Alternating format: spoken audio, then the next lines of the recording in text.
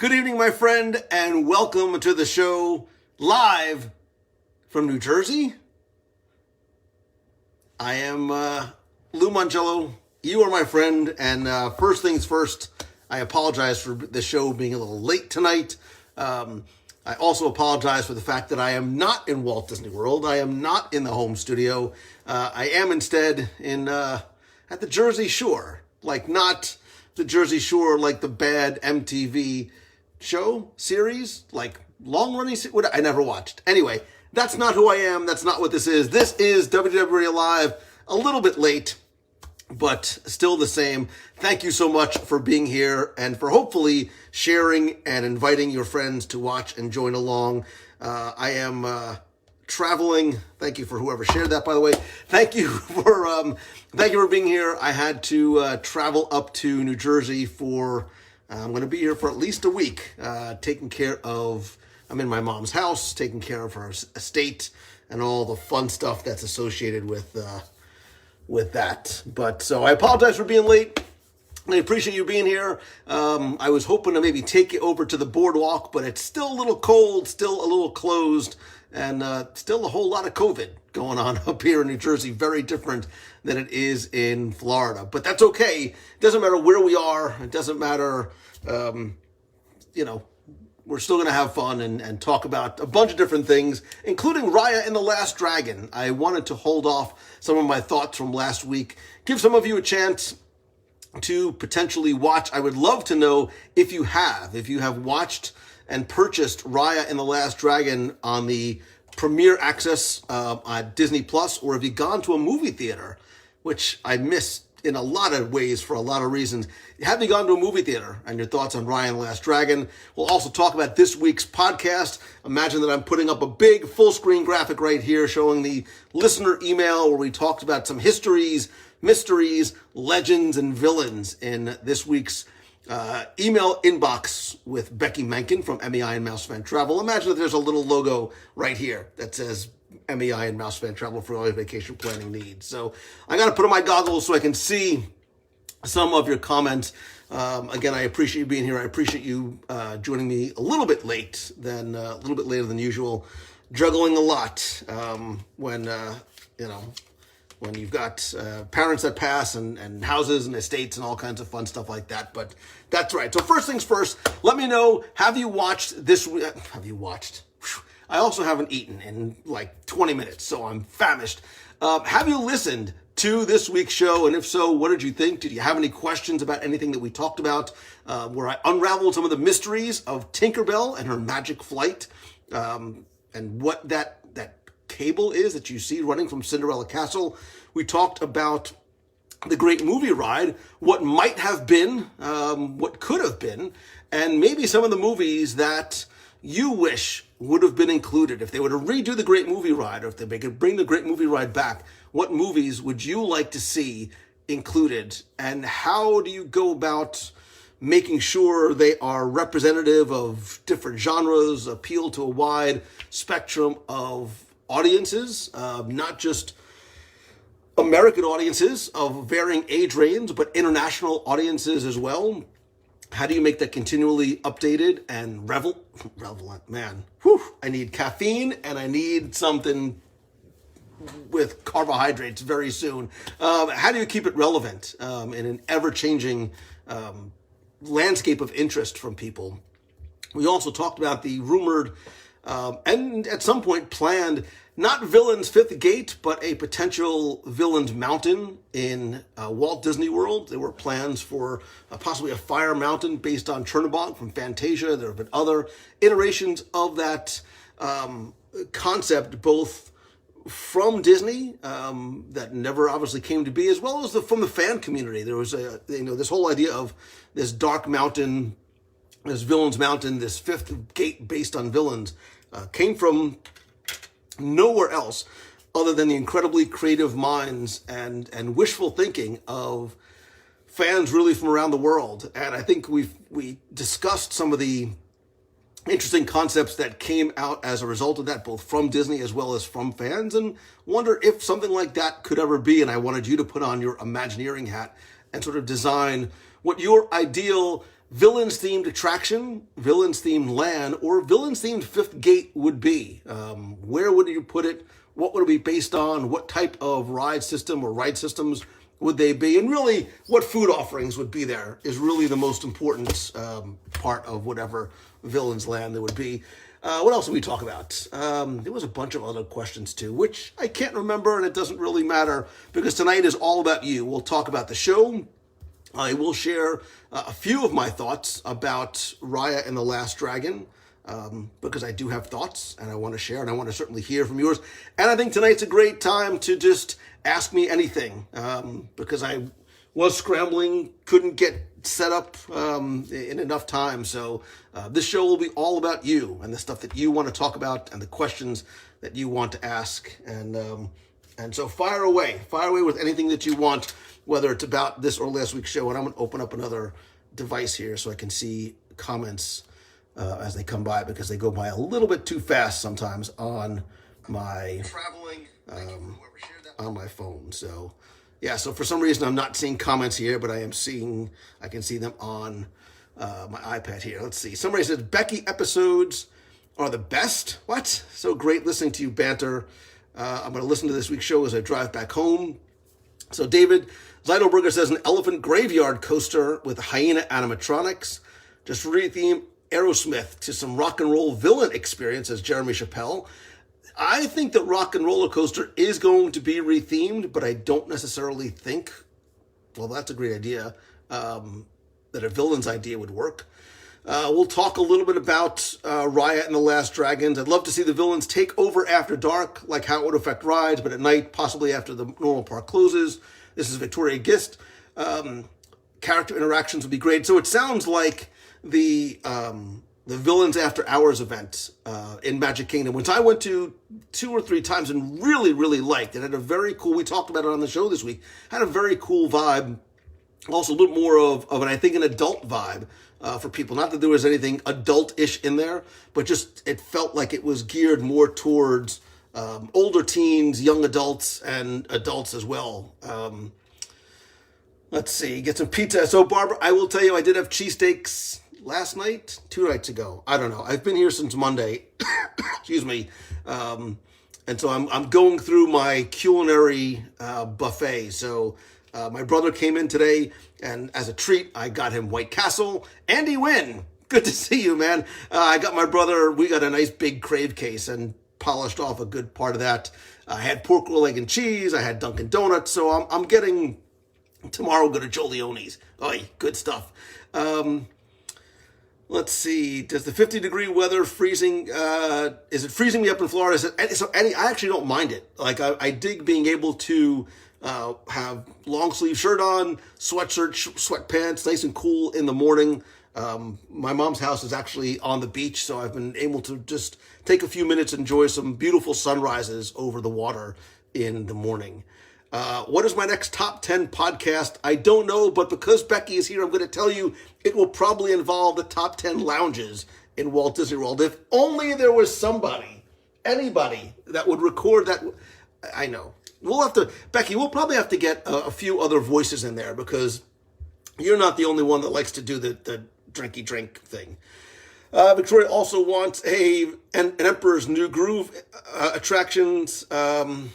Are they still working on Tron on the inside? So, Mike, they are. They're working still on, excuse me, the exterior. That canopy is still being put together, as well as an extensive lighting package outside. And they are working inside. So any of these rumors that you're seeing that Tron has been shuttered and locked the doors is untrue. I drive past Tron all the time, and I will tell you that work is actively progressing.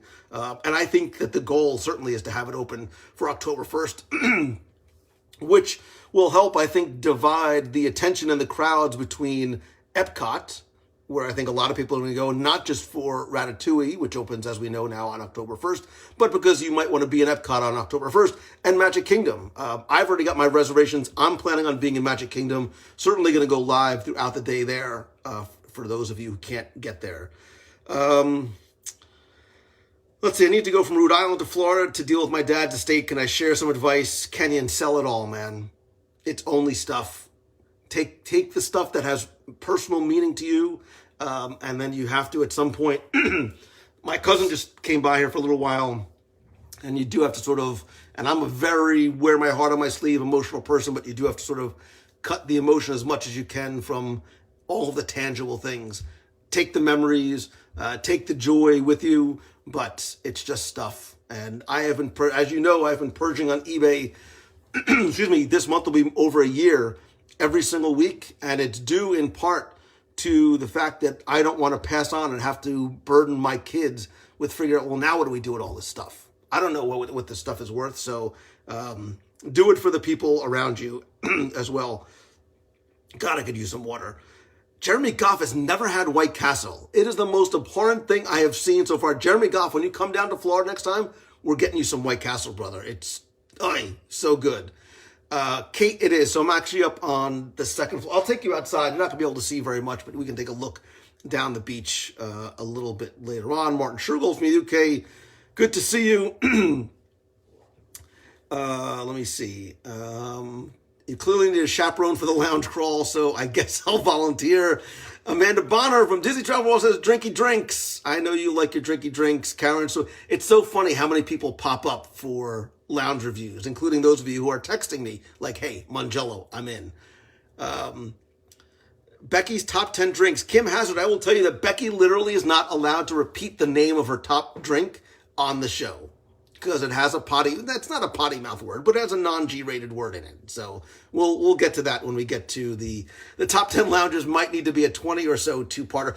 And maybe it's not top 10. I think it just has to be the best of the best lounges. So we won't call it a top 10 because we know that there's going to be many more. So I will recruit. Maybe, Becky, what we'll do, maybe we'll do it from a lounge. Maybe like me, you, and one or two other people will go to a lounge and record it there. We'll get a couple of cocktails in Becky's first. It'll be magical. Let the real Becky come out.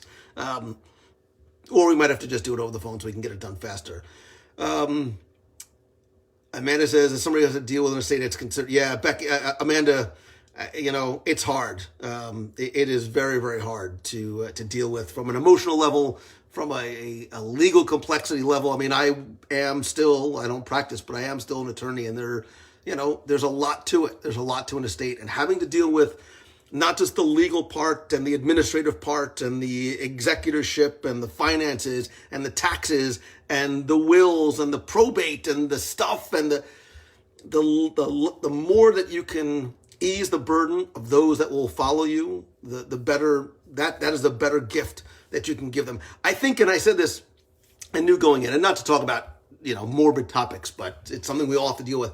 I think that my mom almost intentionally left things incredibly complex for me because it is letting me, sorry, I don't have time to mourn because I'm dealing with all of the stuff.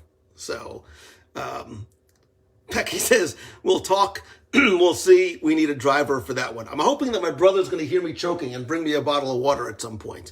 I don't think you guys have ever met my brother. Matthew Woolley says, we have reservations at Il Molino in April. Any recommendations? So, Matthew, the pasta there is handmade. The gnocchi is fantastic and surprisingly light, but they also have a linguine with white clam sauce that rivals some of the linguine. Rivals some of the linguine clam sauce I had at my mother's and grandmother's house. You can't go wrong there. At the Il Molino's, I think I did a live review. If only there was somebody of Italian descent or otherwise who would come do a live review of Il Molino. We will, the word probate. And listen, the fact that my mom passed in Florida but had houses in New Jersey, it's so complicated. Let's see. Kelly is coming for Cheer Summit competitions. Hopefully get to meet you instead of the one being one land behind you and Becky at Epcot and World. Kelly, let me know when you come down. We'll definitely try and make that happen. Get some water. We'll wait. Jim Rohowski says, I'll be the designated driver. I'll volunteer. Get some. Fredo, you're my brother and I love you, but good Gandhi, man, I need some water. Let me see. Come out to the long. So Matthew, I would, man. I have been going nonstop since I got here. I got here Monday. We have an estate sale coming up this weekend. Remember when I talked about purging? Yeah. So my mom did the opposite of purging. Not hoarding in a, wow, like there's 50 years of newspapers. Although oddly enough, there's a newspaper sitting right here. All the stuff that she kept was, stuff of value, but she kept everything. She kept her. The first time I was here after she passed, I spent 5 days in this office just cleaning out her office and going through paperwork. So just a lot of stuff to. I almost was going to do the show downstairs, but it looks like an antique store exploded in a very well organized way. The estate people have been great to work with, but there's a lot of stuff packed in. There's a lot of stuff packed in this house. Let's see. Although my name is Woolley, I am Italian. I have reservations for Il Molino, just saying. Matthew Woolley, I did not know that. Interesting. My brother's not shy. I don't know where he is. He might have left already. He hasn't been up here in a while, so I know he said he was going out. Kenyon says, Art Smith was awesome. Great recommendation. Kenyon, what did you have? And what did you love the most? Amanda is watching Box Night, packing to leave on Sunday, ready for some Disney magic. Get ready. And the weather's beautiful right now. The weather's been just spectacular. Need one of those old school technical difficulties graphics just so Luke can get a water. Yeah, like I would turn the camera around, but there's really nothing to see on the opposite side. Is my brother's name Alfredo? No, it is not. It's just Fred. I know, like the most non-Italian sounding name, but it's Fred. Speaking of which, Fredo? You're my brother, and I love you. Can you do me a huge favor? I am dying a slow death in here. In my room, there's a bottle of water. Would you mind getting that and throwing that to me? And come say hi if you want. I don't think anybody has ever met Fred. Jeremy says, Lou yells, Fredo, get me some water, and 43 waiters appear in the door. Derek's watching Box Night from his bed in Old Key West. Erica is coming on Saturday, first time since. What's the best tip? Fredo, you are my brother, and I love you. That's Fred. I don't know why you're wearing a Superman shirt. This is the Disney podcast. Go inside. Well, it's the death of Superman. So. Well, then go put on a Captain Caveman shirt or something. Is that Captain Caveman a Marvel character? I think he's Hanna-Barbera. The same thing, whatever. Yeah, they own everything. Oh, good God, you're a lifesaver. How good was that White Castle today? That's all I gotta say. That says it all. Yeah, you're going to pay for that later, just so you know. It didn't take long. It's actually good that my brother left before you had a chance to start asking him questions.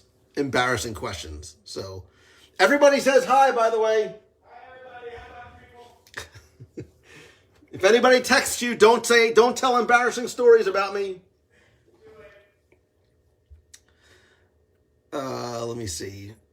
Becky says, "Oh, he's giving me lots of great." Listen, I posted the roast and I posted the video from the cruise 10 years ago. Good Lord, and I posted that, including the presentations by my wife, God help me, and my brother. Lou, is this your childhood brother? Go in my room and get me. No, nothing like that. I'm actually surprised he did it. That was actually very nice of him. But, we've got the whole mourning the loss of a parent thing, so we're bonding. No, we're actually very close, and we didn't beat each other up all that often. Fred does not live in Jersey. Fred lives in Florida as well. He came up. Does he? David Potts, I'm not even going to read that question out loud. But no, he doesn't. Don't answer any questions about Greece. It is the word. Don't It's the word. Stop it. As you've heard. Stop saying words. Stop using words. Look, Sonny. Dude. Sonny Nobody knows who I played, and we need to keep it that way. That's what I was being today. Wow. Wow. Oh, Lord. Don Nicholson, what's going on? Let me see.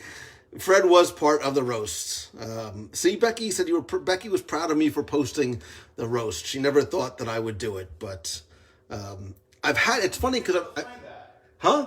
I haven't been able to find the roast. So I had it on my computer and I saved it on my desktop. I said one of these days before I croak, I want to make sure I post it for people.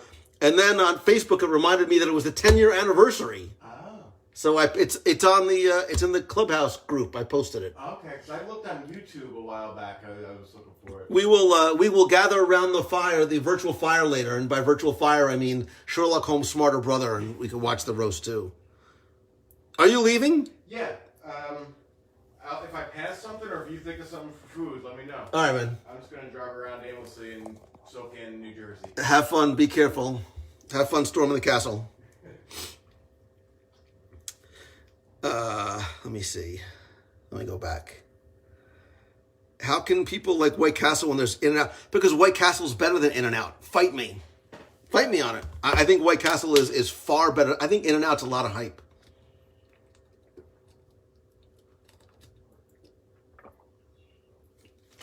Well, speaking of a lot of hype, so I want to move on to, I've been holding off sharing thoughts and pretend that I'm putting up a Raya and the Last Dragon picture here. Sharing my thoughts about Raya and the Last Dragon. One, because I was embargoed before it was released. And then two, I didn't want to say anything that would potentially spoil it. And I still don't. I still don't want to say anything that would potentially spoil it for everybody because I do understand that a lot of people haven't seen it. I will only share this. And if you have seen it, I would love you to share your thoughts in the comments. I wish I could put them up on the screen. Unfortunately, I can't. That's why I have a second device. The fries at White Castle, pretty good. Pretty good. Even with that fake plastic cheese sauce. Amanda doesn't like White Castle burgers. Remember Amanda? Anybody remember? I don't either. I don't remember Amanda either. I surprised my brother with a nice Crave case tonight. It was beautiful. And look, now there's a battle going on, the White Castle people versus the In-N-Out people. It's okay. We can all get along. When you go to California, you get In-N-Out. When you come to the Dirty Jersey, you get White Castle. Was it a Sunday roast? Wow, a lot of people they're throwing shade on White Castle. White Castle is in Orlando right now. So one of these days, you know what? Well, I'm going to figure something out where I can get some White Castle. I'll get a couple of Crave cases and we'll all share White Castles together. So Jeremy says, Raya is excellent, one of the better films they've made in recent years, Disney and Pixar. Williams never had White Castle. Didn't say hi to Fred. And Becky, don't you dare. Becky Mankin, I will burn you. Martin Shergold, when you come to UK, when you come to the U.S. next time, I'll get you some White Castles. So Hunter is demanding. You tell Hunter to go get Hunter some White Castle, man. Hunter's my favorite. I love that kid.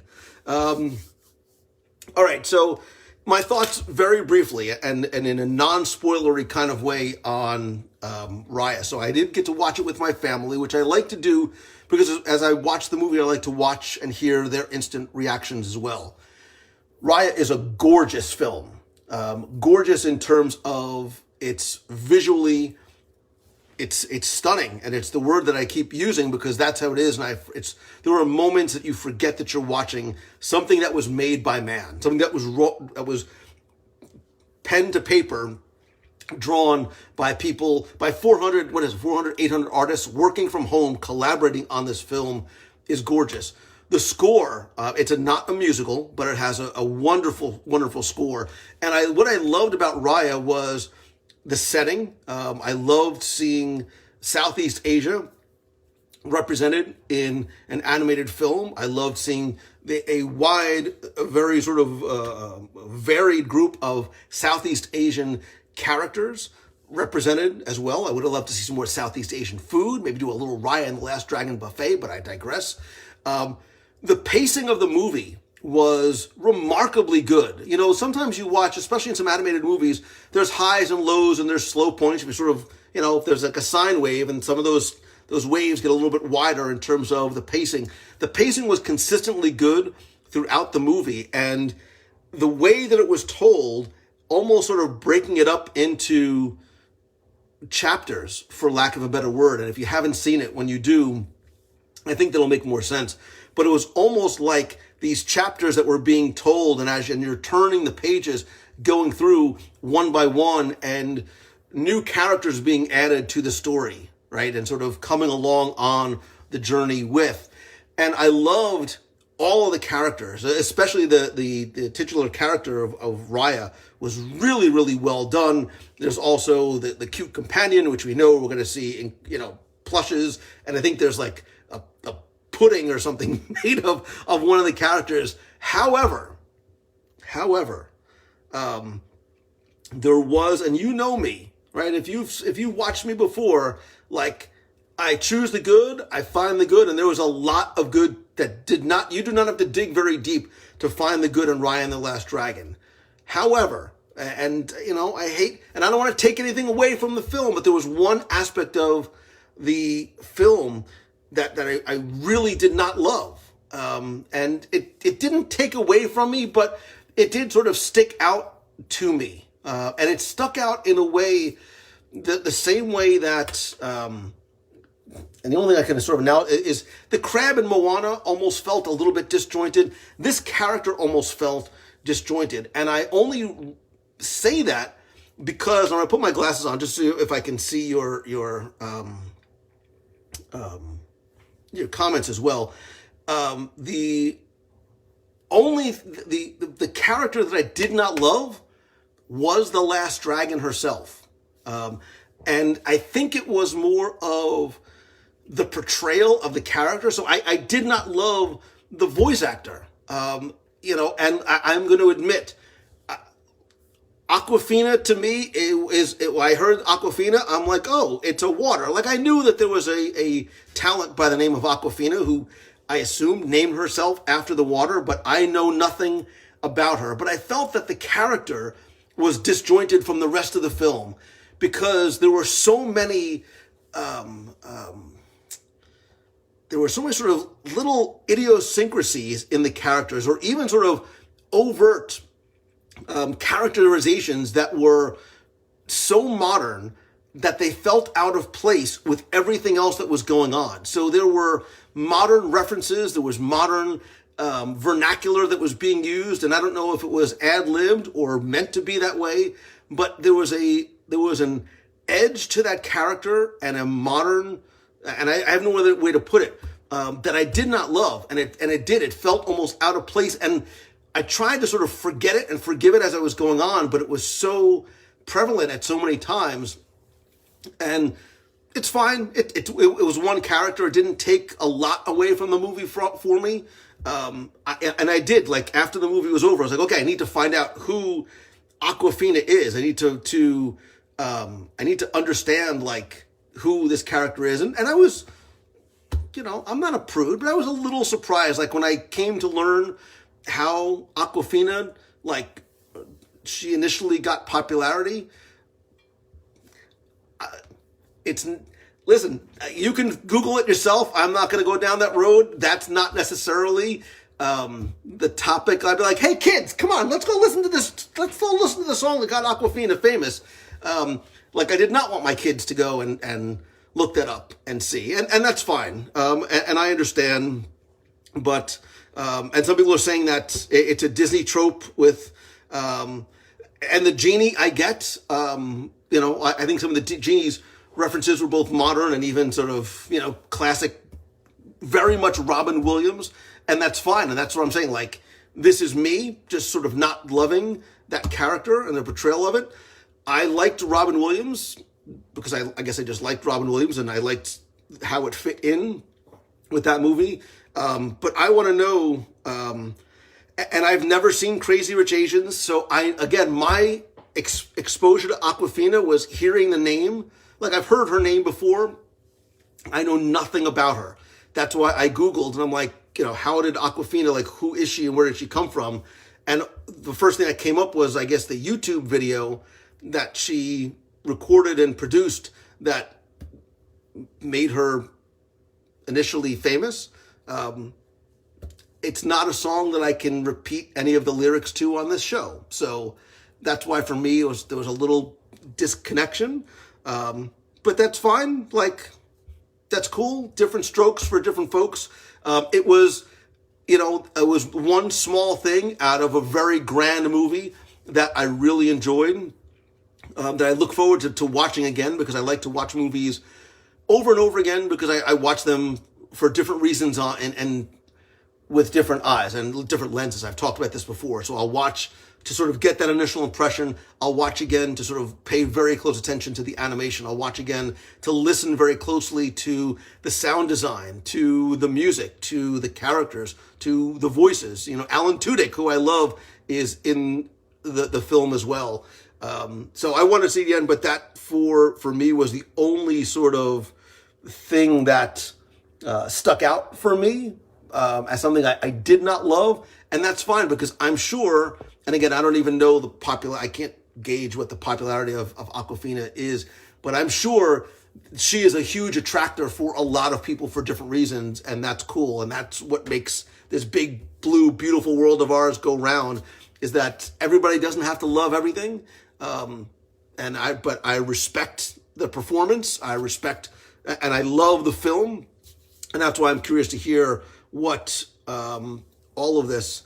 So yeah, Julie, I thought she got famous from Crazy Rich Asians. I didn't even know. So when I first, right after the movie, I'm like, who is Awkwafina? And I'm paraphrasing, who is Awkwafina? What made her famous? And from what I understand, and forgive me if I may be completely wrong, but she had made a music video for YouTube, and that's what sort of got her popular.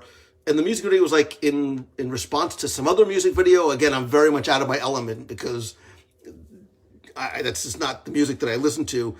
And yeah, so Becky, I thought Awkwafina was I thought something different. I know the water. How funny if I'm drinking Kirkland, but pretend this is Awkwafina, but I thought it was the water, and it's not. And I don't think necessarily that video impacts her performance, but it was surprising, because it's like I said, it's not necessarily a video that you'll probably ever see on Disney Plus, if Disney Plus ever showed music videos, and that's for you guys to do your own research on. So she was in Ocean's 8, which I did. So I love, I can repeat the lines to Ocean's 11, not just the original, sort of the Rat Package version from the late 50s, but I loved the Clooney Pitt Ocean's 11 a lot. Didn't love Ocean's 12. Ocean's 13 was a little bit, did not like Ocean's. I actually turned Ocean's 8 off very early. It just did not cut it for me. But I get it. I understand that there's a lot of people, I guess, that really do like Awkwafina, and that's cool. Different strokes for different folks. But I was curious to see what you all thought, for those of you who had watched it. Becky, drop the Grease thing, man. It's not happening. The Grease thing, that ship has sailed far, far along again. So, Amber Bramble, I'm killing you by tiptoeing around the song. I cannot even allude to it, because it is even the title is not G-rate. I am not comfortable saying the title. And Becky will tell you, I am not a prude by any stretch of the imagination. I am mature, somewhat of an adult, and these are all words that I've heard before. I'm not comfortable repeating them here. And as I read through the lyrics of the song, I was very uncomfortable. I'll own it. So that's just me. It's my feeling. It's my thought. I don't think that can or should, for you, take away from the film. Again, it was a small percentage of the rest of the film, which, look, the rest of the film for me overpowered anything that I didn't like about that character and that character's dialogue and the delivery of that dialogue, or the connective tissue to how that person got there. That's fine. But again, I think Raya is a beautiful film.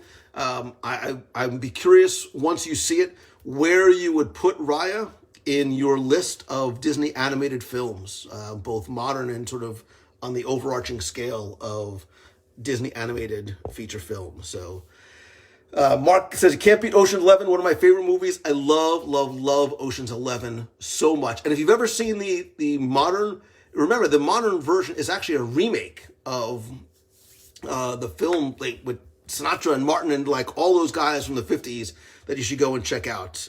Very, very cool. Very, very cool. So it says on Wikipedia she's going to voice Scuttle in Little Mermaid. Again, I'm not saying that it had nothing to do with her performance per se. It really is more of the dialogue and the delivery. So I'm not sure if that makes any sense. And I might be alone on an island feeling this way. And I might watch it again and completely change my opinion. But that was sort of what was initially struck. The same way in Moana. I thought Moana was beautiful. I loved Moana. I cried at the music of Moana. A very emotional film. I did not love the crab scene. Shiny just felt disjointed from the rest of the film, and the dragon feels a little disjointed, and some of the dialogue feels it interrupts the flow of everything that's going on for me. And I might have just been having an off night, and that's why I'll watch it again. But there you go. A lot of people giving a lot of love on Oceans, which is great. I have not seen that in a long time. And I love Don Cheadle. Don Cheadle is really, really good in Oceans.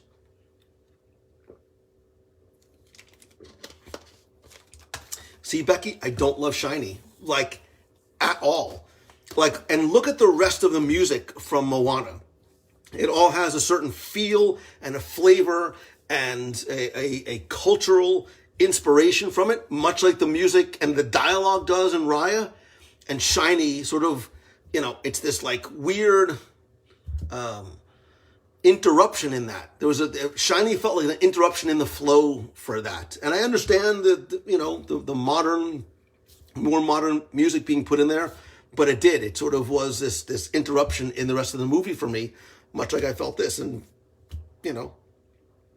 Amber Bramble says, look, it's very, it's reassuring. Amber says, I agree about the crab scene. Amanda falls asleep during Shiny, and that's cool. And you're right. Oh, Crystal, we all have our own opinions, and that's, the fact that we can have and respect each other's opinions, it's cool. And I've said this about everything in Disney, like forever. I know that although Pizza Rizzo might not be my favorite restaurant and Stitch's Great Escape might not have been my favorite attraction, both of those are somebody's favorite. And there is nothing wrong with that. I love and respect you for it. That's fine. It's just, so for all those people, by the way, that say that I love everything all the time, I give you Shiny and The Last Dragon. I don't even remember what her name was.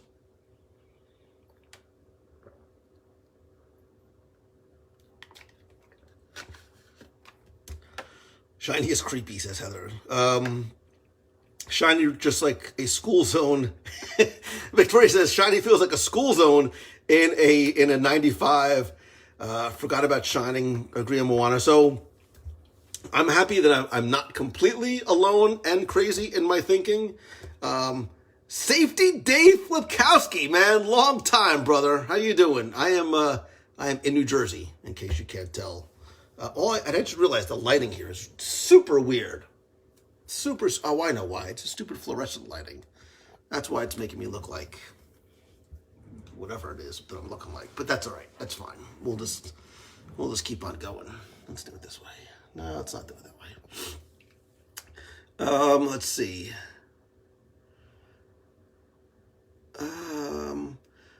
Angel says, I couldn't stand Shining the movie, and I Googled on the way home from the theaters.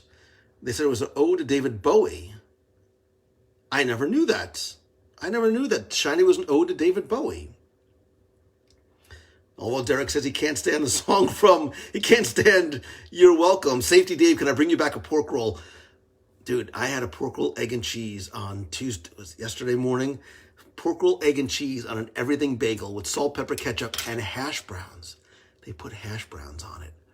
And I came back to the house, and I sat out and I looked by the water, and this huge, fat smile came over my face. So I can't necessarily bring you one, but I will have another one. I need to have one tomorrow for you because Friday is Lent and no meat, so I can't. It would be just an egg and cheese sandwich. Let's see.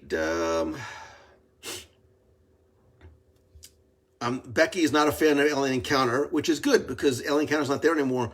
But there's someone out there who is okay with an alien licking their neck. Licking their neck was it's not quite accurate. There was a breathing down the neck. Look, the same way I didn't love Stitch with the chill. I thought that the chili dog was cheap. I thought it was a cheap laugh, meaning, and I can say this now because it's gone. But I thought, and I understand it. That joke was not for me. That joke is for the 6-year-old kid in the audience that laughs at potty jokes, that is going to laugh at the chili dog joke. And I get it, and it's also for the sensory effect, the olfactory effect as well. But I was like, man, that's. I thought it was, and I don't know, cheap is the wrong word, but again, not everything is going to be perfect forever. And for all those people who accuse me of loving everything, I don't. I love everything. And not that I need to defend or prove myself, but, sometimes not every joke, not every emotion is going to land with everybody. And that's okay. And I think that's why you have to have such a wide spectrum, because different things resonate with people for different reasons and at different times. And not everybody is expected to love everything all the time. And that's what's cool about this world. Let's see. It's funny, now we're getting the Taylor ham versus pork roll. I've just always so we used to own a bagel store. I grew up working in a bagel store on weekends when I was home from college. And so we had Taylor pork roll. So there's Taylor pork roll, and the brand is Taylor brand pork roll. But some people call it Taylor ham and some people call it pork roll, and that's cool. Again, we can all get along. It doesn't really matter. We all love the same thing. Beth says the chili dog smelled better than the skunk. Jennifer says, speaking of Stitch, show 626, my girls are asking again. Right now, show 626. You know what? Wait, I did just do 625. Maybe I should. God, I'm going to be up here, though. Maybe I should do like a history of Stitch at Walt Disney World for 626. That means the shows, if I do, that means the show will be late next week. Let me think this out. If only there was somebody that I can tap into, maybe somebody in the nation, doing a show about the history of Stitch in Walt Disney World. If you think you're my guy or my gal, or want to be part, if I decide to do this, again, I'm very hungry, I'm clearly dehydrated, and I'm a little loopy from lack of sleep. But if I do a Stitch show 626, tell me why you think you can and should be on it. So, Safety Dave says, I go away for 6 months and I started a pork roll and Taylor ham debate. BJ sells both Taylor ham and White Castle frozen burgers, which are fine, but it's not like getting them that Crave case delivered. We still have 5 left. So later on tonight, that might be... So you missed my recap of WandaVision. So I did not get actually a chance to do... we didn't talk about the final episode of WandaVision. And clearly I was woefully unprepared tonight just because of everything going on, and 7:30 or 7:35 clearly crept up on me very, very quickly. I'd love to hear your thoughts on the final version. The final episode, or the final vision. This is going to be spoilerish. And what you thought of the series as a whole. I will tell you now, I know a lot of people were disappointed with the finale because of the expectations that we had set ourselves, which I think is brilliant on Marvel's part, right? And all those memes and videos of Marvel sitting back laughing with a glass of red wine in their hand, laughing at us, watching us come up with all of these different theories about Chthon and Magneto and the Darkhold and Galactus and all these other, and that it didn't turn out to be any of those things did not take away from the the episode or the series for me. I think the series is still some of the best that we've seen on TV since and including Lost. And I think the payoff for WandaVision is not in the finale of WandaVision. The payoff for WandaVision is going to be 6 months, a year, 2 years down the road when something happens on another series, whether it be Falcon, whether it be Loki, whether it be the Eternals, that's going to call back to something we saw in WandaVision and go, oh my God, they set that up in episode 5 and I never even realized it. That's where WandaVision's payoff is going to lie, not in the final episode, but at some point in the future when we realize just what some of those minor and major references, not just including the post-credit scene, but some of those things that we saw, what they're going to mean for us as Marvel fans going forward. Jeremy says the finale was great. Every time we make theories, it can be a bit of a letdown. Look at Lost. I agree. Jessica loved the finale. Love the series as a whole, said Melissa, and the finale. Also love the finale of Lost, so take that. Melissa, I did too. I've said this for however many years. There is no way that the finale of Lost could have satisfied everyone. It's impossible, right? And I think that they did the most brilliant thing by ending the series the way that they did. And the reason why is because 14, 16 years later, whatever it is, we're still talking about Lost. We're still talking about the mysteries of Lost, the finale of Lost, because Lost was so smart because it trusted you as the audience to come up with your own conclusions. Instead of saying, okay, here it is in black and white, this is what Lost meant, they wanted you and they entrusted you to come up with your own interpretation of what that finale meant. What did that church scene mean? What did Jack being on the island mean? What did that final post-credit scene in Lost mean? That's not for them to tell us. That's for us to determine, whether it be on a metaphysical, spiritual, whatever basis it might be. And I think that's beautiful because Lost is giving you the credit for being smart and having the control of your own interpretation of what that means. They told you what it is and they told you what it wasn't, and they let you fill in the gaps. Because I think if they did try and tell you, here's all the answers to the questions that you wanted, you would have been disappointed. Because maybe the answer that you got isn't the answer that you expected, much like WandaVision. The answers that we got weren't necessarily the answers we expected. That disappointed and frustrated and upset a lot of people. It didn't upset me. I'm like, okay, this is where you are leading the story to. I think a lot of the theories we talked about will eventually come to fruition later on. Just because we didn't see Cthulhu in the final episode does not mean that that name is not going to come up again. I think Mephisto is going to make an appearance later on. Look, I did a blog post 5 weeks ago, 6 weeks ago, where I said my theory was that Wanda is ultimately the villain. I think in a lot of ways that was correct. But in a lot of ways, it still opened the door for everything else that's still to come. And I am grateful to Marvel. That's a gift. Like, it's a gift to not have the series be so tidied up for us.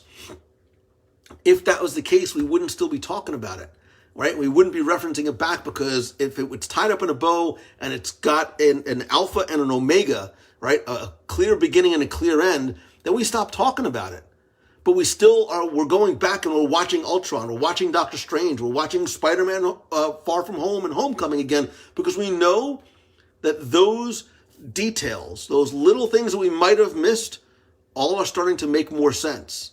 And if you haven't gone back and watched things like Far From Home, you should, because you're going to start putting together that final scene and where it fits into as one of the puzzle pieces. If you're not going to watch, Captain Marvel, if you're not going to watch Age of Ultron, which I watched twice during WandaVision. One, because I was convinced Ultron is coming, and two, I still am convinced that God, Fred, I need something else, man. That James Spader's voice will be heard once again. Not in WandaVision, clearly, but maybe sometime in the future. Darlene says the finale was something I didn't expect. Who did I want to see that I didn't get to see? So, Andrew, I expected Ultron. I was pretty convinced that Ultron. I was 99% sure that Doctor Strange was going to be in it. And from what we're hearing now, there was supposed to be a different finale. There was supposed to be a 10th episode that they did not record because of COVID, because of scheduling, that a lot of things that they had planned at did actually not end up happening. So, but it's fine. I was not disappointed at all, right? And look, Marvel leaves you with the tease, right? They leave you with the tease of that final scene, and hearing those voices and seeing Wanda, in that sort of ethereal type of state, wondering what does that all mean and where is that going to lead us next? And the only issue that I see is, and I said this, I think maybe I did say this last week. I don't know. I've lost all track of the time-space continuum of myself.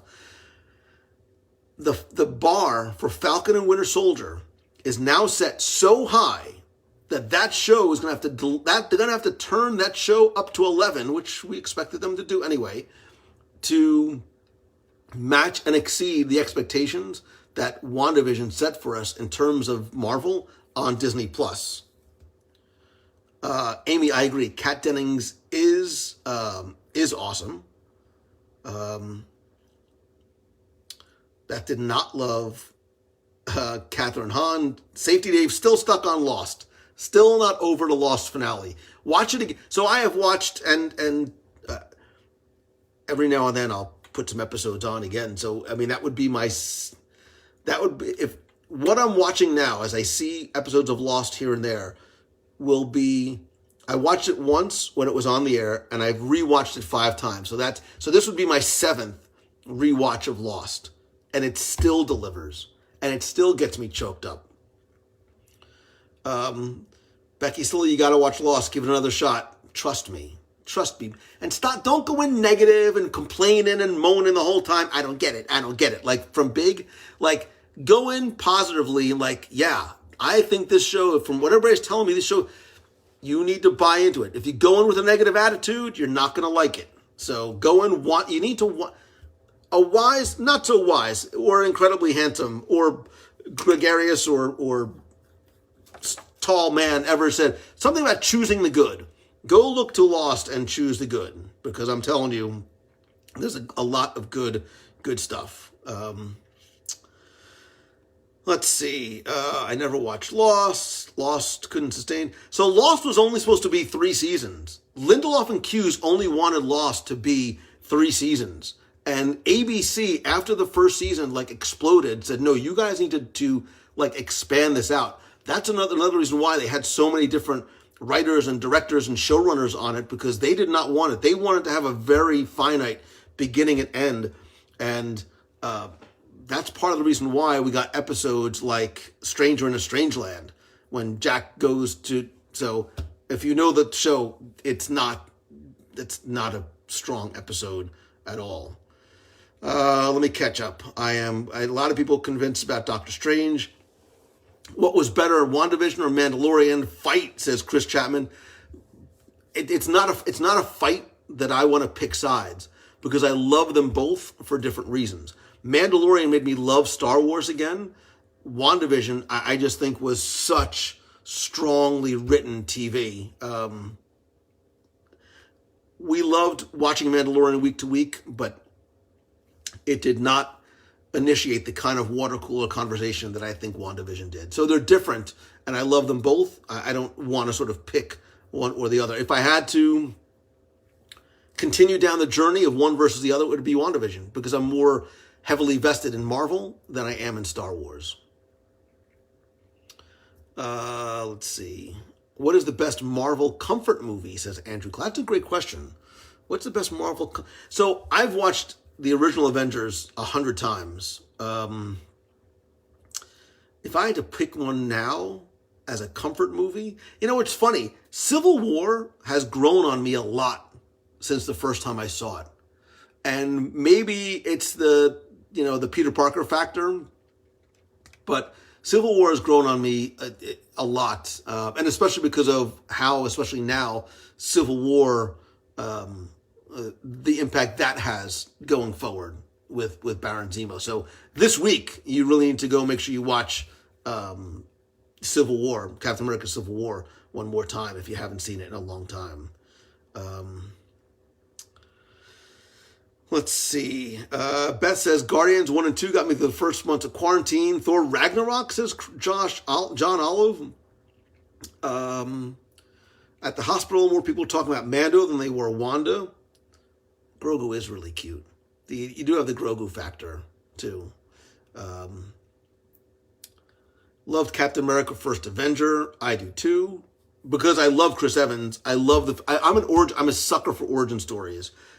And I really love Peggy Carter. Like, a lot. Civil War and Winter Soldier are strong films even outside the Marvel realm, says Zach Brown, from the Zach Brown Show, by the way. Get it where you get your favorite podcasting audio stuff.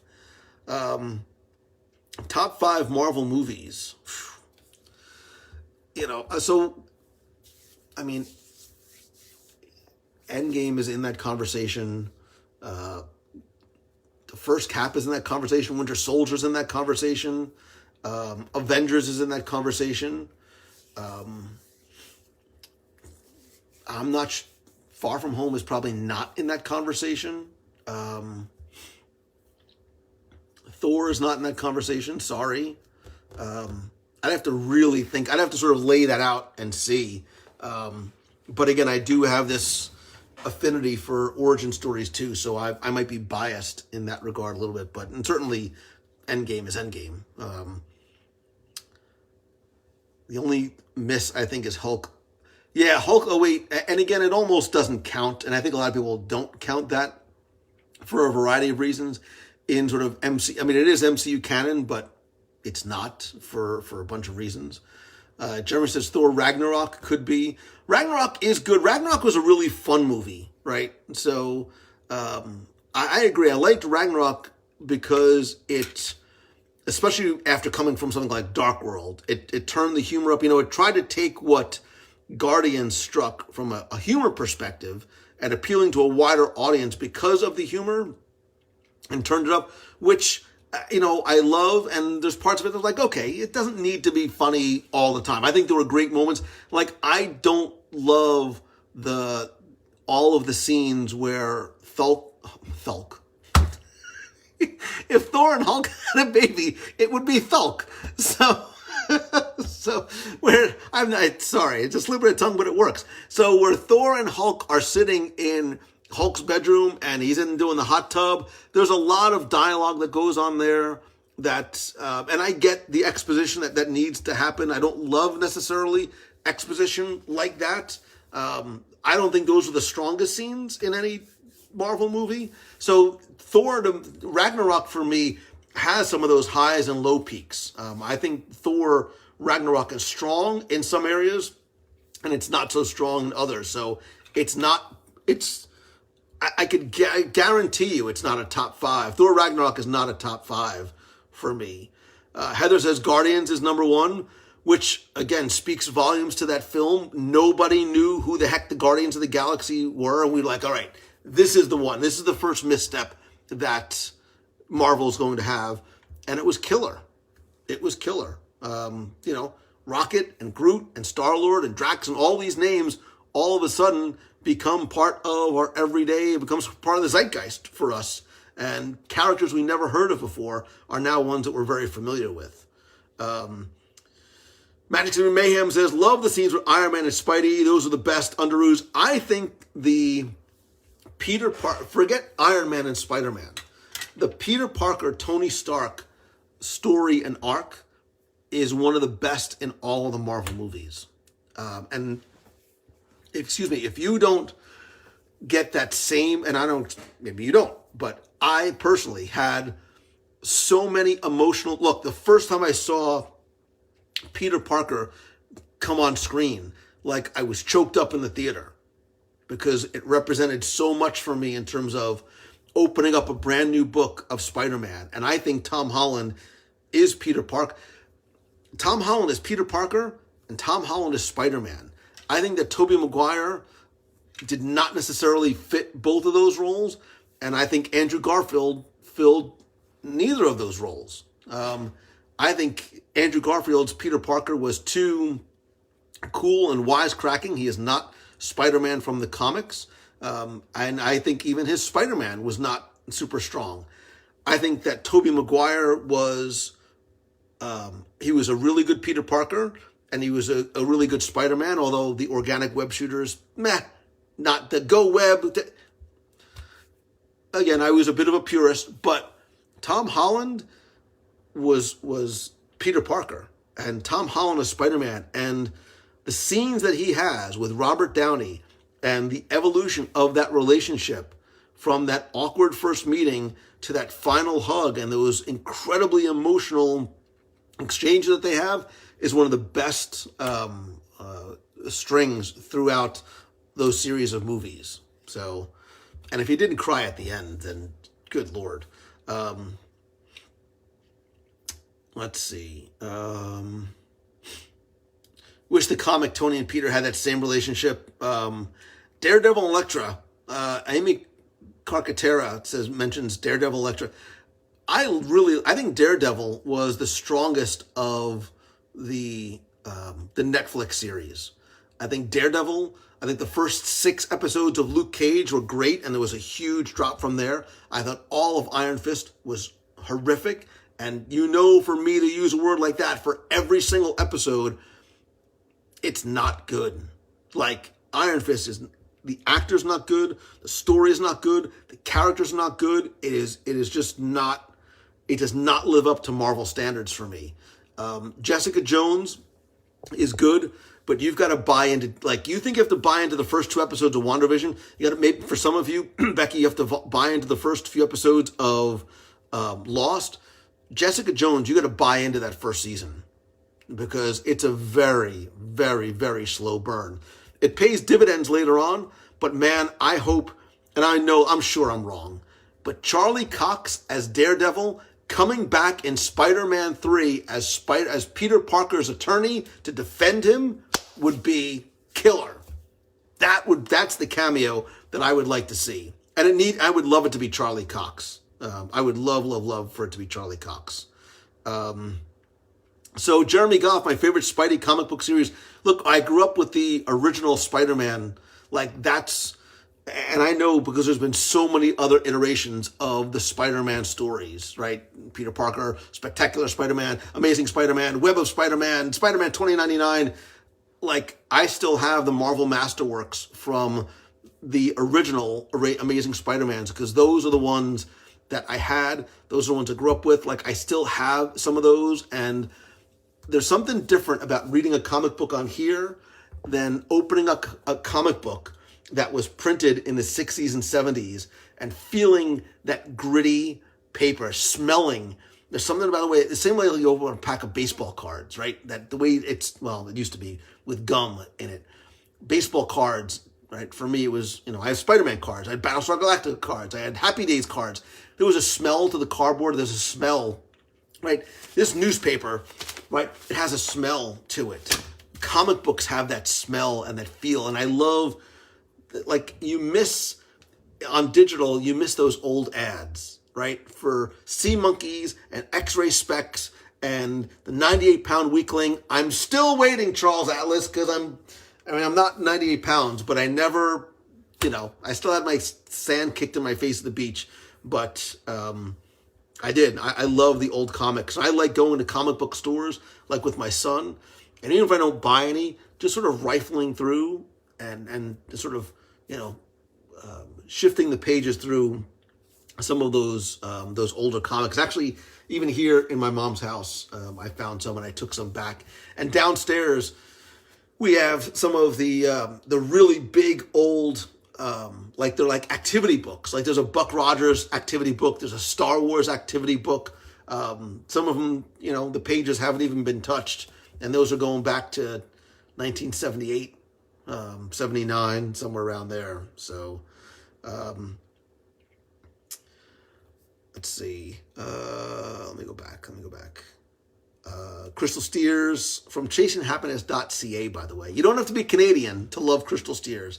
Actual book versus ebook. Yeah, there's something about, and I have a tough time reading books on digital, and I understand the convenience, but like I have a Kindle at home. It's still in the package, in the box. I've never taken it out because, like, even on this trip, I bought a book. I cannot talk. I brought a book with me that I've had for 2 years. It's a small book. I just don't have time to read, and I'm not going to have time to read it here. But I like having that, and I like not having the distraction of notifications and interruptions in a book, in an electronic book as well, which is why the Kindle is nice. Let's see. Gina Flacco had Garbage Pail Kids. My brother had... Fred, are you still here? Fred? My brother had Garbage Pail Kids. He loved Garbage Pail Kids as a kid. In a world where almost everything is digital, we want the tangible items. It's why I buy records and audio tours for Walt Disney World. Still available on CD. I mean, I still have some CDs, but I'm only kidding. Since we are in a Marvel rabbit hole, is there any more information about the Marvel Day at Sea cruise? Yes, there is. Becky, am I allowed to say anything? Am I allowed to say anything, Becky? I don't think am I? No, I probably am not.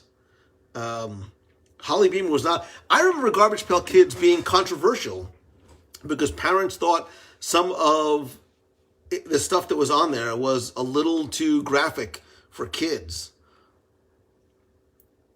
My Nook was a life changer with the book travel. Yeah, I mean, I get it. Being able to carry multiple books. Becky is screaming at me. No, okay, calm down. Calm down, Becky. I'm not going to say that the Marvel Day at Sea cruise is... Not yet. Look at my Facebook messages. Becky, flames from the side of my... It's been a long day, Becky Mencken. I'm not going to bore you or anybody else. It's been a long 2 days. It has been a long 2 days. But I will look at your Facebook. I saw something come in before as I was dealing with stuff I was dealing with. But Becky says no. So don't blame me. All your emails need to go to becky@mei-travel.org. Audio tours and 8-track.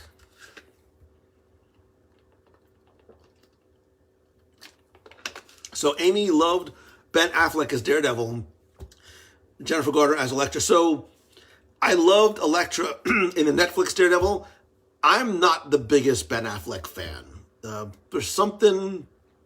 I don't get the warm and fuzzies from Mr. Affleck, and that's just a me thing. There's a great little hardcover book of the first series of Garbage Pail Kids cards. The dust cover is made out of the same material as the card packages. I have Marvel cards from the 70s. I had my Star Wars and Empire Strikes Back cards that I sold. I think I sold those on eBay. I might still have my Battlestar Galactica cards. And there was one, we just sold a bunch of sports cards. Actually, we have like some, my dad had some sports cards and stuff from like Brooklyn Dodgers, and you guys are all too young to remember the Brooklyn Dodgers, but let's see. Becky says, I'm working on, I would take a Disney Cruise Line right now. Hope I have a possible contract before it's time. Before this, I think she means this time next week. The 90s Topps Marvel cards are worth quite a bit of coin. Really? That's what I have. I have my 90s Marvel Topps cards sealed they're not sealed, but they're in a protective case. So there you go. Let me catch up. Ben Affleck, not the best actor, much better director. Yeah, I just, it's a personal preference. I just don't necessarily dig him, and that's, I don't know Ben Affleck, so I can't,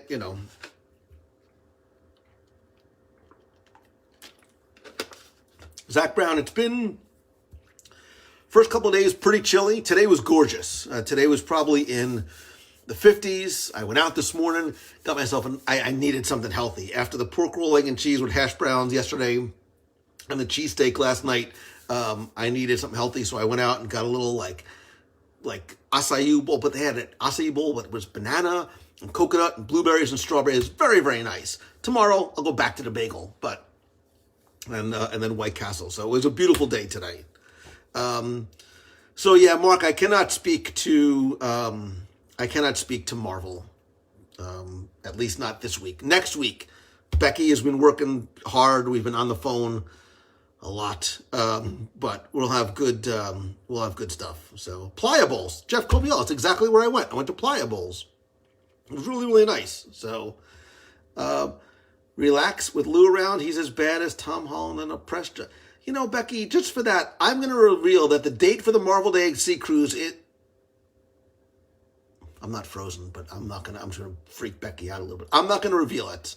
I'm pretty good. I'm better than Tom Holland with revealing details. So, Jeff, so I think there's a lot of Playa Bowl places.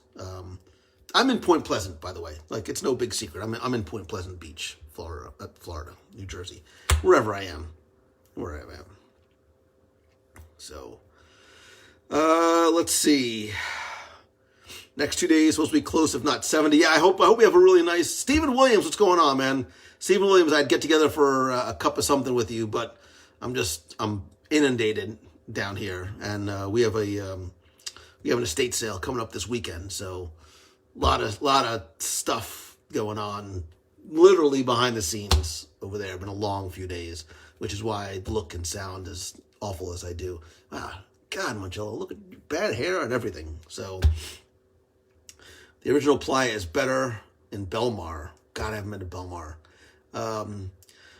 Kira from Joy is True Beauty. Listen, if you're looking for joy in your life, like seriously, Kira is very much of the same mindset. Go to Joy is True Beauty and check out her podcast on all of your podcast platforms. It just will warm the cockles of your... I don't know where the cockles of your heart live, but wherever and whatever a cockle is, Joy is True Beauty will do that. Kira knows how to choose and be and spread the good. And let's see. Let me go scroll back here. Yeah, so Paul Clark, I am at the Jersey Shore. Martin says, UK weatherman, it's going to be cold and wet this week. You don't say. Well, it's beautiful down here, and hope we have nice weather this weekend. I might not be coming back on Monday, so we'll see. You might be seeing me here again next week. So there's a lot to do, and we'll see. So Chris Chapman, have a good night. Derek says, I'll take, what is a cockle for 500, please? Let's see. Let me catch up here. Florida's been beautiful this week. Yeah, I hear you guys are having beautiful weather down there. Kevin Cooper, have a good night. Let me just see if I missed anything else. A lot of good bakeries in Point. Grab some cannolis. So Anthony, tomorrow morning is, I think, a bagel. Nice little everything bagel with a schmear. That's what I'm looking for. So I would say coffee too, but I gave up coffee for Lent. So, of course, for those of you that do the Lent thing, you always want the thing that you give up most. Like, I am craving coffee like crazy. And, but that's right. It is a minor inconvenience. So, is that an Aquafina song? Yeah. Listen, you Google the Aquafina, her first song, to your own peril. So, good luck. So, can you see the ocean from the porch behind you? You can. You know what? We'll do this. Let me take you with me. Hold on here. Let's see. I don't think you're going to be able to see very much. And I've got to hold the phone and I've got to hold the iPad all the same. Wait a minute. This was my mother's room. So,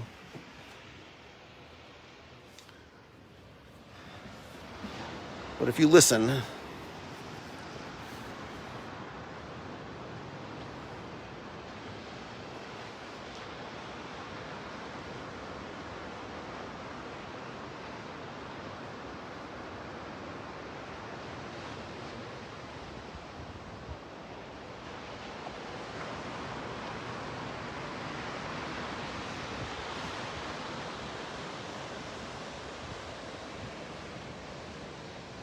Wow, it's really cold out here, by the way. I am not dressed appropriately for this cold weather.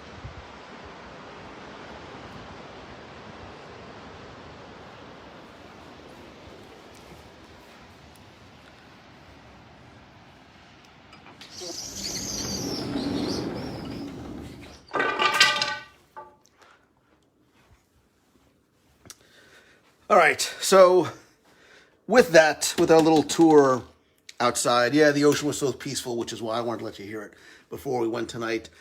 Thank you again for joining me tonight. Thank you again for your friendship and your love and your support and everything that you do to make this clubhouse, this community, and this family so truly very special. You are special, both collectively as the WDW Radio family, and you are special individually. And I promise you that you and your presence being here tonight and every week and as part of the nation means more to me than you know. And I am aware of that every single day, and especially at times like this, which, have its ups and downs.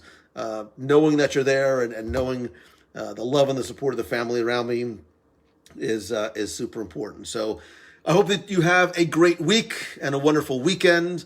And maybe I'll go live again during the day. Maybe tomorrow I'll go live just so you can see, give you a little sense of what the beach looks like during the day, bring a little smile to your face. There's something about the look and the sound of a beach in the morning, which hopefully will help your day. So maybe stay tuned tomorrow morning. Maybe I'll just go live only in the clubhouse, just for you guys so you can see it. But thank you again. I love you. I appreciate you. I miss seeing you and virtual handshake and hug. So until next time, see ya.